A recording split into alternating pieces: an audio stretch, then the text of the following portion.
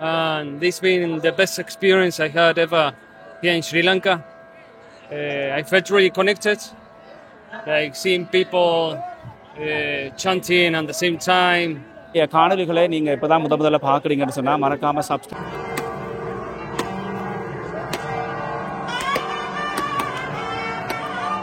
அனைவருக்கும் வணக்கம். நான் ரஜீவன்.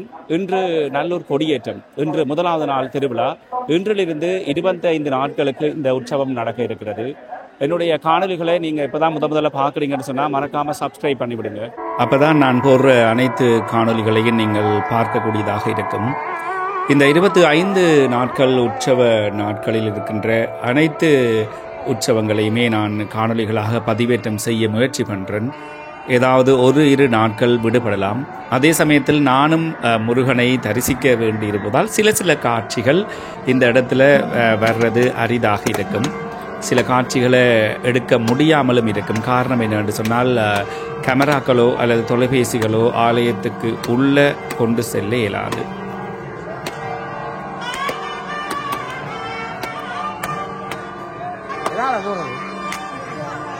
வழமையை விட இந்த முறை கொடியேற்றத்துக்கு பக்தர்கள் கூட்டம் அதிகமாகவே இருந்தது.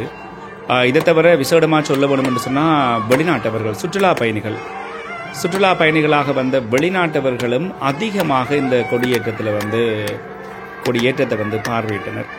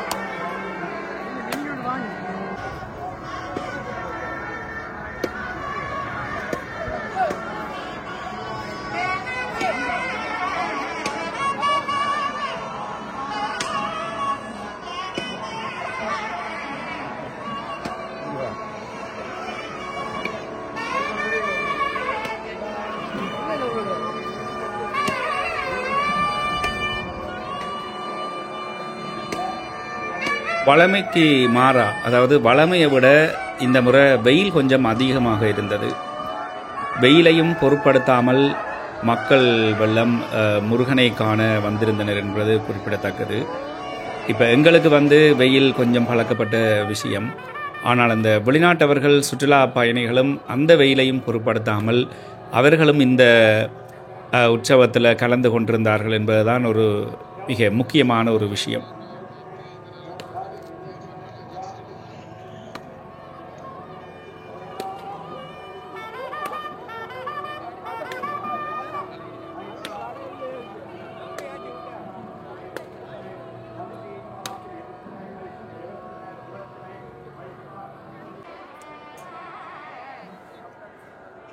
அடுத்து வருகின்ற 25 நாட்களும் இதே போலதான் இருக்க போகிறது.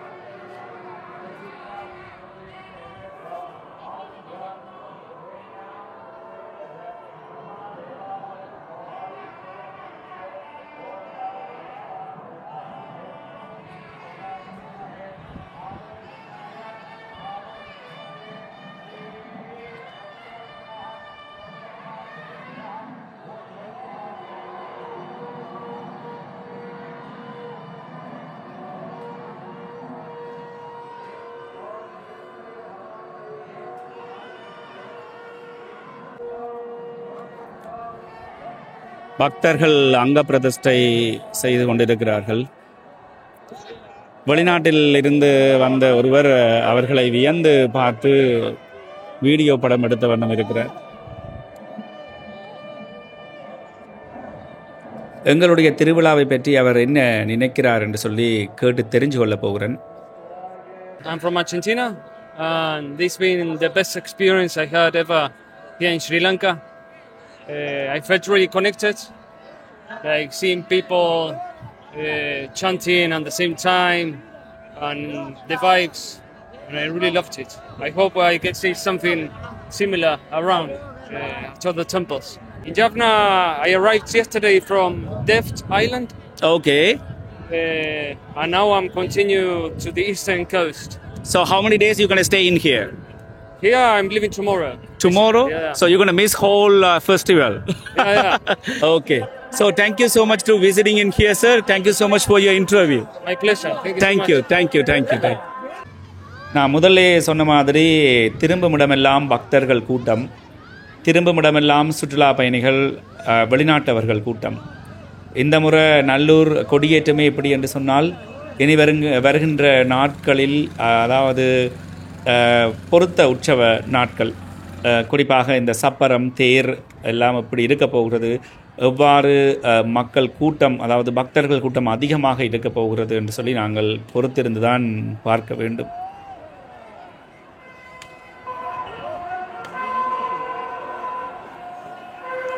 கொடியேறிய பின்னர் முருகப்பெருமான் உள்வீதி சுற்றி வர இப்பொழுது தயாராக இருக்கிறார். சில காணொளிகள் தொடர்ச்சியாக இருக்காது. ஏனென்று சொன்னால், நானும் முருகனை வழிபட வேண்டும், கோவிலுக்கு உள்ளே செல்ல வேண்டும் என்றபடியால் கோயிலுக்கு உள்ளே போயிட்டு வந்து அதற்கு பிறகுள்ள காணொளிகளை நான் தொடர்ச்சியாக எடுக்கிறேன்.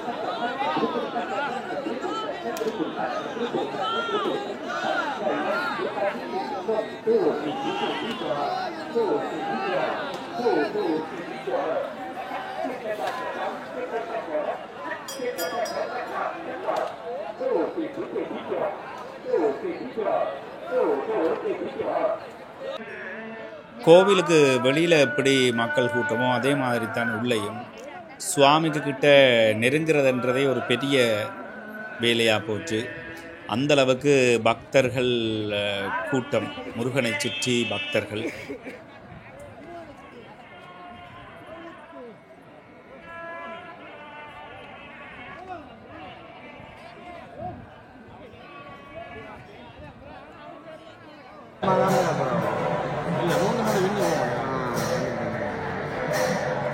சுவாமி உள்வீதி சுற்றி இருப்பிடத்துக்கு வந்தாச்சு.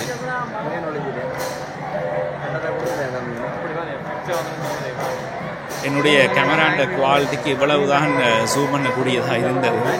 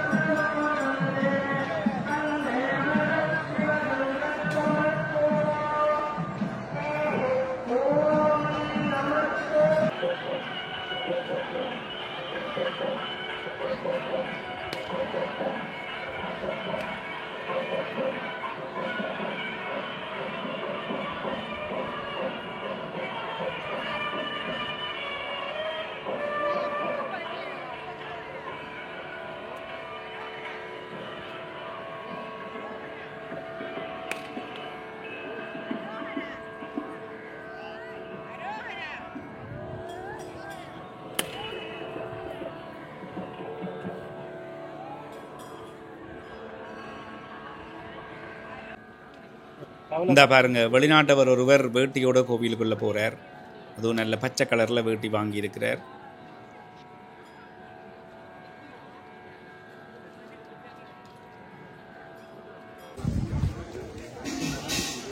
இது பழைய பருத்துதுறை வீதியில இருந்த தாகசாந்தி. நல்ல வெயிலுக்கு நல்லா இருந்தது. தேருக்கெல்லாம் இந்த இடம் செட்டியா நெரிசலா இருக்கும். பாப்போம். சரி நண்பர்களே, இதோட இந்த காணொளி நிறைவடைகிறது. உங்களை மறுபடியும் ஒரு புதிய காணொளியில் சந்திக்கிறேன். என்னுடைய சேனலை இப்போ தான் நீங்கள் பார்க்குறீங்கன்னு சொன்னால் மறக்காமல் சப்ஸ்கிரைப் பண்ணிவிடுங்க. மறுபடியும் சந்திக்கலாம். நன்றி.